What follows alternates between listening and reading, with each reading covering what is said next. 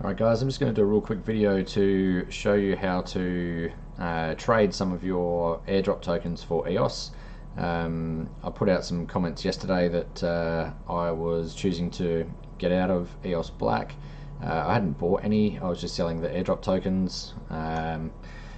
Only reason being that they had a big dump over the last day or so, and I'm not normally worried too much when projects have small or even large price movements in short time frames. I'm generally holding for much longer than is going to be affected by that, but I was a little bit put off by their lack of any significant response. They did make a response, and it may be that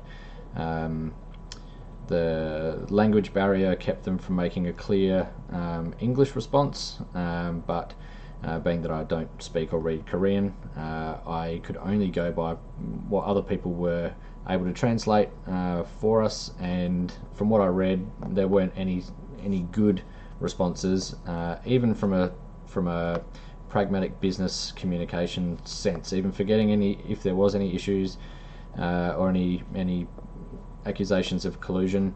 When something goes wrong in a multi-million dollar business, I expect a certain level of forward-thinking communication and timeliness, and I didn't see either one of those things from the EOS Black team, and that led me to decide to drop the tokens and move on. There may be some point in the future that if it's looking good again, I may choose to buy back in, but at this point it was an airdrop, and I'd rather take some free EOS tokens than some EOS Black tokens if EOS Black's not going anywhere. So I already did that. I communicated on Facebook that on my BitSchool group that's what I was doing and why, and I've had a few questions since then about where to swap out airdrop tokens for EOS, and even trade between airdrop tokens, or trade into EOS and back out into another token. I'm going to keep this one pretty simple. There are ways of using BankRX and moving things from Ethereum network to EOS network and swapping and trading that way. I'll put out another video about that separately because it's a little bit more in depth, but for this one I'm going to go through the two main decentralized exchanges that operate on the EOSIO network, and I've used one of them before, which is DEXEOS, and NewDex I haven't used yet, just for the fact that I haven't done a lot of trading and I haven't needed to, but I thought for the purpose of this video I'm going to use both of those decentralized exchanges, or near decentralized exchanges, which operate from your Scatter wallet. So without any further ado, let's have a look. So we will jump into we're already sitting inside the NewDex exchange. We may as well do that one first. We go into a little search window here. You can see a list of all of the trading pairs that are supported. You can see that EOS is the trading pair for all. So if you wanted to trade, for example, DICE for Black, you would trade DICE for EOS and then EOS back to Black. But we're just going to do like a couple of real small sample transactions today just to show you how it works.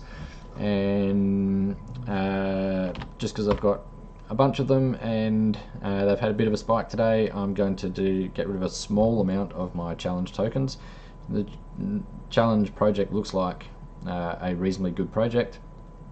I'm not recommending dumping these at all. I may in fact buy some more at another point, but for the purposes of this video I'm going to sell a small amount of them today. So we just click on, as we did the search here, as you see, we searched the challenge and then clicked on it. It comes up here to show us what token that we're trading. You can click introduction, it gives a little bit more information about it here.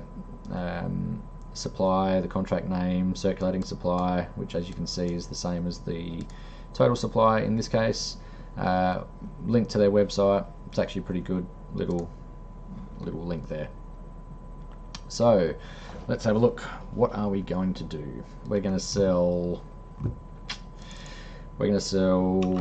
250 challenge tokens, which gives us 0.0125 EOS. We're high rollers today. So we're going to pick a price. So what we want to do is pick the highest of the buy bids. I could put my own bid in, but for the purposes of this, I just want to show you guys how it works, so I want a trade to go through straight away. Haven't tried to sign in yet. On DEXEOS I can sign straight into scatter. Let's see.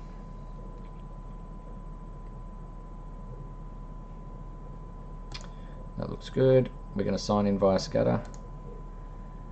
We are going to log in, and we're going to go into the account that I have my challenge tokens in. It's as easy as that. You can see that I don't know why that changed, but let's change that back. 250. Okay. So obviously it's just picked up how many challenge tokens I've got, I think, and put it in there, so maybe be careful of that. It might just default to 60,000. That seems an odd thing to default to, but either way. That's why, because I've clicked on the price here, and that price is for selling 60,000, so it's just picked it up from there. So if you are going to click on a price over here, make sure that afterwards you come back and put the actual dollar value that you want to, or the actual token amount, or amount of tokens that you want to sell. So I'm selling 250 challenge tokens for 0.0125 EOS, and we're just going to hit sell. We can have a look at the user agreement.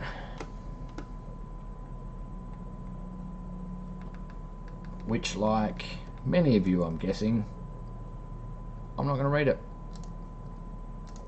I'm risking 0.125 EOS, and I know that NewDex is a reputable exchange. I can come across here and look at what they're doing. We're selling challenge tokens for EOS. The price is correct, the amount is correct, and the return in EOS is correct. The NewDex pocket is the NewDex wallet, and all that looks fine.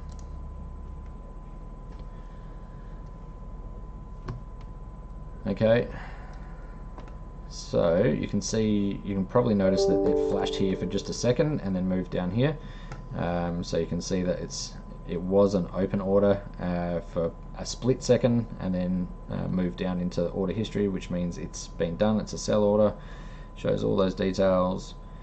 And then if we go back to, let's have a look at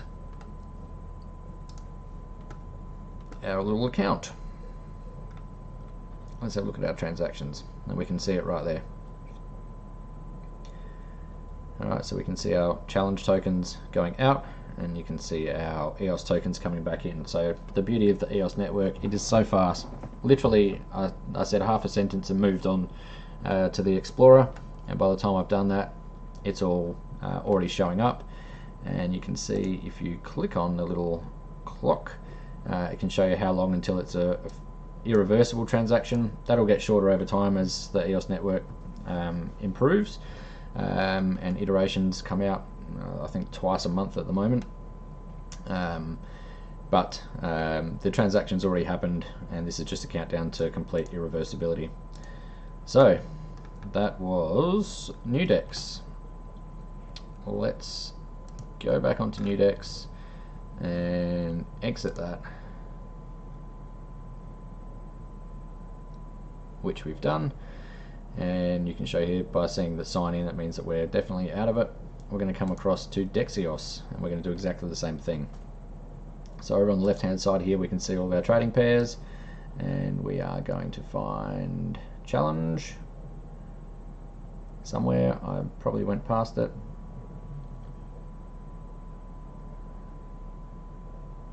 Here it is. So again, we've selected challenge. We're going to sign in using scatter, so sign in through scatter. We're going to choose our account, same account, and we are going to pick a price, and we are going to, so this one doesn't pick up the quantity as well, so you can see there's 20,000 there. I only want to sell, I'll do 250 again. On NewDex, when I clicked on the top buy order, it actually picked up not only the price, as you can see here, price matches, it did pick up the quantity as well, which as you can see remains at 0 on DEXEOS. I actually think that's probably, for new users, a better way of doing it. just simply because it removes the chance of you accidentally buying or selling more tokens than you intended to. Always have a look at the scatter pop-up when it pops up to confirm that your actions are what you intended, but like I say, this is just that little bit nicer, I guess, for new users who will only use this occasionally and who may forget to do that once the scatter pops up. So we can see I've picked the price. I only want to do 250, so it'll come out of that bucket of 20,000. The price is there, the amount's there. Let's just hit sell challenge. And again, type is sell, quantity 250, price is what we had selected. DEXEOS wallet is the wallet it's going to. You can have a click on human, and then you can see a little bit more of what's happening in terms of the code, but the description back here is very good on the memo anyway. I'm going to accept that before it times out on me, and again you can see the transaction's already been done. Again, we'll go straight over onto our Explorer, blocks.io. Whoops, well, let's not move that around, but you can see that we are on blocks.io, and you can see that we've had we've sent 250 challenge tokens out, and we've received 0.0124 EOS back in. Sorry, those are our old ones from NewDex. Let's refresh this. Here we go, and here's our DEXEOS ones. So you can see that we got slightly less EOS on DEXEOS than we did on NewDex. It doesn't matter to me doing this because it's for educational purposes, and it was 2/5 of bugger all anyway. But if I was doing a serious trade, I would go back and forth between the two and have a look at which was the best price, and either stage my orders between them if my volume was bigger than the highest buy orders and best buy order on one, and maybe half of my order will be better on the other one. I'd sort of split it between the two, and as you can see, it takes literally no time to do that, so there's no reason why you wouldn't. But in this case, I just wanted to show you both of them, and it's easy just to show you with a very small amount.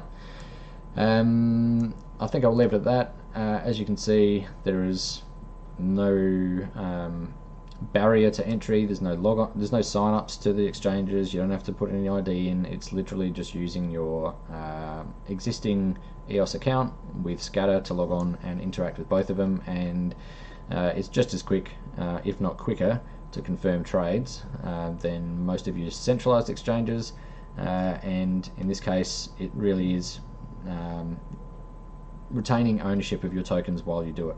There's only a small amount of time with both of these exchanges where your value is in their exchange wallet, and as you can see, by the time I managed to jump over here and refresh it, it was already moved back to me anyway. So quicker than I can move around my tabs is how long that I was actually exposed to any risk for, which is significantly different to centralized exchanges, where I'm sure you'll all have used them before, and you'll send a transaction away from the exchange to move tokens into a wallet, and I've waited a couple of days before for tokens to show up in a wallet. So a couple of seconds versus a couple of days is what we're talking about in terms of not being able to fully control your own risk with these, and the fully decentralized exchanges are definitely coming, but these are as close as we've got at the moment, and they're looking pretty good to me. Okay, I'll leave it at that, guys. Hope it's been helpful. I'll put links to the GitHub repo for Scatter and for both of those exchanges below the video, and I hope it's been helpful. Thank you.